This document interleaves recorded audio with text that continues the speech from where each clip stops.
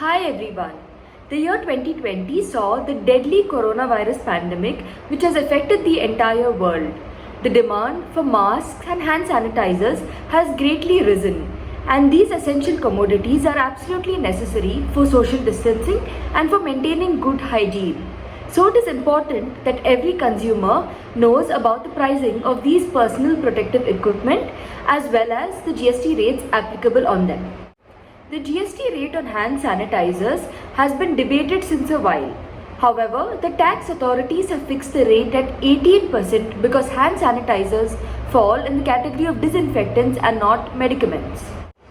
When it comes to face masks, the GST rate charged is 5% for face masks made out of cotton, and for other face masks, the rate charged is 12%.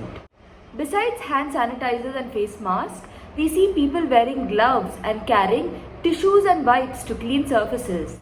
Both these items attract a rate of 18%. In the case of offices, factories and hospitals, employees are provided with protective equipment. So let's take a look at what rate these protective equipments attract. So face shields, PPE suits and protective spectacles all attract a rate of 18%.